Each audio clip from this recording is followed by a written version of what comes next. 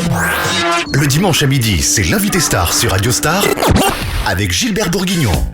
Bonjour et bienvenue, l'invité star de ce dimanche, on va parler de musique de chant. J'ai l'immense privilège et le plaisir de recevoir Daniel Lévy. Daniel, bonjour. Bonjour à tous. Alors, beaucoup vous connaissent dans le monde de la musique, vous êtes notamment auteur, compositeur, interprète. À quel âge avez-vous commencé votre carrière ? Ma carrière, je sais pas, je pense que c'est un long cheminement. J'ai en tout cas appris la musique à 5 ans, dès que j'ai su lire et écrire. Et c'est une tradition familiale, un peu de nos parents, de nous voir tous évoluer dans la musique. Donc j'ai appris la musique au milieu de mes frères. C'est d'abord en tant que musicien que vous avez débuté ? Oui, surtout en tant qu'étudiant de la musique au conservatoire. Et puis après, j'ai fait mes armes dans la dure et merveilleuse école des pianos-bars et cabarets. Vous écriviez déjà très jeune, et avant de sortir votre premier album Cocktail, que vous avez même composé et enregistré. Oui, dans les années 80, c'était tout à fait épique de se mettre comme ça à l'exercice de l'enregistrement, du studio. C'est une discipline qui est assez compliquée, mais voilà, il faut passer par là. Dans la partie souvenir, vous avez également été présent dans les studios du Disney, où vous avez participé au dessin animé phare Aladdin. Que vous a apporté cette expérience et peut-être une petite anecdote à nous faire partager ? Écoutez, il y avait la voix de la petite Karine Costa, qui devait avoir 15 ans à l'époque, et il cherchait un alter ego pour elle, qui puisse être au niveau de la tessiture le parfait correspondant. Et donc j'ai passé l'audition, on m'a demandé si j'étais libre l'après-midi, et j'ai dit oui, donc j'ai enregistré comme ça, de façon anodine, le titre dans l'après-midi. On connaît la suite. C'était joli, ouais, c'était un joli moment. Ce titre-là, qui était la BO d'un genre nouveau pour Walt Disney, qui était en perte de vitesse, et avec Aladdin, je ne veux pas dire que c'est grâce à la chanson, mais en tout cas, c'est reparti très fort pour Walt Disney. Entre deux albums, vous avez également fait partie de la tournée de la comédie musicale d'Elie Chouraki et de Pascal Obispo, Les 10 Commandements, où vous interprétez le rôle de Moïse. Qu'est-ce qui vous a donné envie de participer à cette aventure ? Aventure qui sort de votre cadre habituel ? Oui, puisque je venais de faire moi un album tout en jazz fusion, funk californien. Et puis je travaillais avec un des producteurs qui allait devenir un des producteurs donc des comédies musicales, Albert Cohen, pour qui je travaillais. Je faisais de l'illustration sonore, ce qu'on appelle, sur ses vidéos, de la plongée sous-marine. J'ai même fait mes plus beaux buts de Jean-Pierre Papin. Si vous tombez sur la cassette, c'est moi qui fais la musique.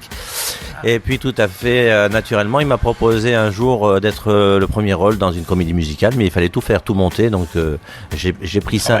J'ai pris ça un petit peu moyennement au sérieux, mais finalement les portes se sont ouvertes et ça allait très rapidement jusqu'au moment où j'ai dû passer l'audition. Alors je le rappelle, l'invité star sur Radio Star du week-end, j'ai le plaisir d'accueillir Daniel Lévy. Daniel, cela reste une belle expérience pour vous. Vous retenteriez l'expérience sans hésiter, sachant, on le rappelle, que le grand succès de cette comédie musicale est la chanson L'envie d'aimer, qui a fait mouche sur plusieurs générations.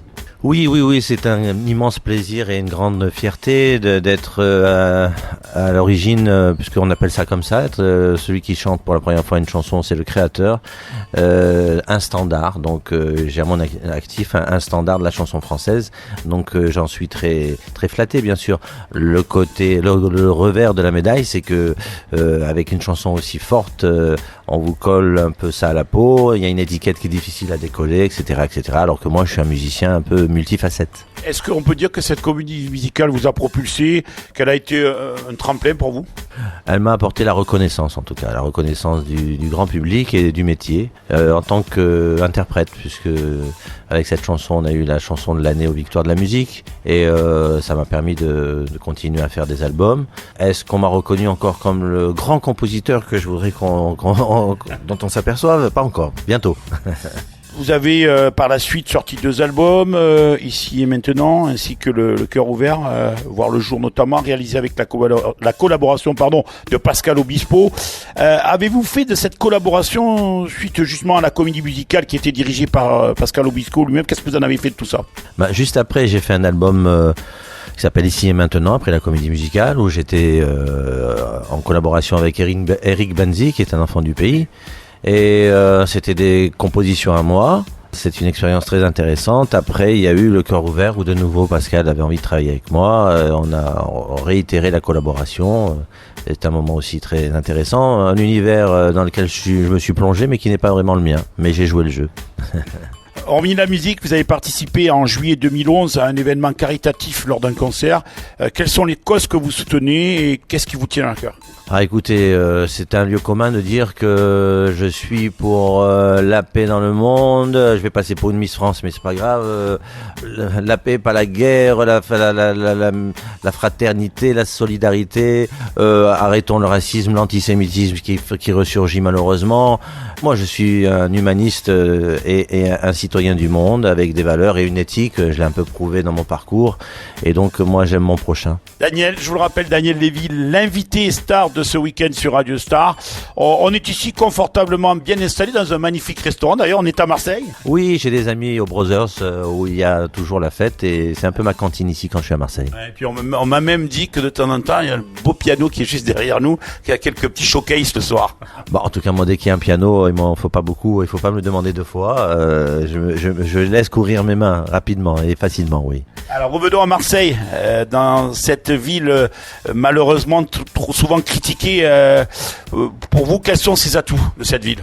Écoutez, j'ai appris que quand on critique, c'est qu'il y a aussi pas mal de qualités à aller chercher. Alors je sais pas qui critique, mais tout est critiquable et en même temps rien ne l'est parce qu'il faut savoir être dans l'acceptation des choses, être contemplatif, bien sûr essayer d'améliorer les choses, pourquoi pas.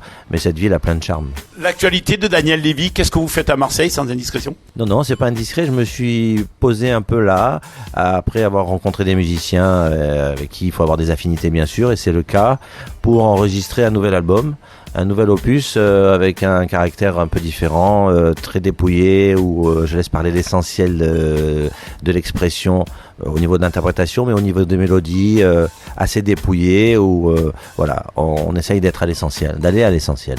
Merci Daniel Lévy, voilà c'est la fin de notre invité star. Je vous souhaite un bon dimanche à l'écoute de Radio Star. Je vous rappelle que Daniel Lévy sera ce soir avec El Château, ça sera au Pullman, que vous pouvez d'ores et déjà encore réserver. Donc on vous retrouve ce soir, c'est à partir de 20h. Très très belle soirée, très bon week-end à l'écoute de Radio Star. Je vous retrouve avec plaisir dimanche prochain.